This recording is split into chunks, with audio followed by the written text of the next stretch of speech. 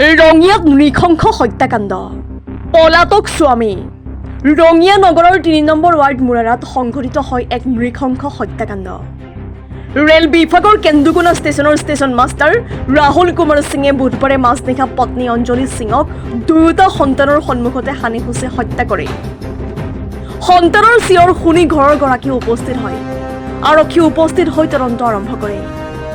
ৰাহুলে বন্ধ গেটৰ ওপৰেৰে পলাই যায়। হত্যাৰ কাৰণ এতিয়াও স্পষ্ট নহয়। আৰক্ষীয়ে ৰাহুলৰ সন্ধানত তীব্ৰ অভিযান চলাইছে।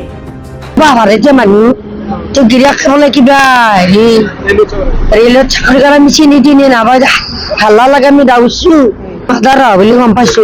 কিয় মাদাৰ কলে সিহঁতে জানি দুইজনে জানে। এতিয়া গিৰিয়াকটো নাই, ল'ৰা আৰু ছোৱালী আছে, দুটা আছে। এতিয়া আমি নিয়ে বিচাৰিব লাগে। আজি এইটো চিৰি মাৰিব, এইটো মাইকী মাৰিব, এইটো মতা মাৰি কথা নহয় নহয়, নিয়ে বিচাৰ কৰিব লাগে।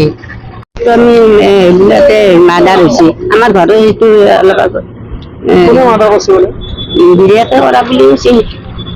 গিৰিয়াক নাই, পলাইছে। এতিয়া কি কৰে আৰু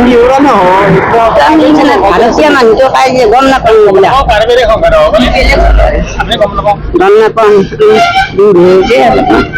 ল'ৰাটো এখেতৰ দুটা ল'ৰা আছে।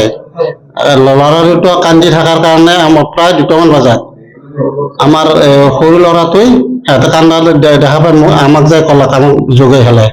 তেতিয়া আমি বিচাৰি আহি দেখিলো যে তাৰমানে এটা ল'ৰা বাহিৰত আছে আৰু এটা ল'ৰা এটা হেৰিত আছে। ডাঙৰ ল'ৰাটো কৈ আছে মাক মাৰ দিলা কোন পাপাকো মাৰ দিলা, সেনেকুৱা কৈছে। হিন্দী কয় সিহঁতে। তাৰপিছত আহি আমি যদি চাওঁ কৰি আছে, তাৰপৰা লগে লগে আমি থানাত গলো। থানাত যাই পৰি আছে একদম হেৰি হৈ তেজে হানি খুচি মাৰিছে নেকি, এইটো আমি ভালমতে চাব পৰা নাই। ভাৰতীয় হিচাপত আছে। যাওঁ station master railway station master কেন্দুকোনাত চাকৰি কৰে। ৰাহুল কুমাৰ সিং, অঞ্জলি সিং,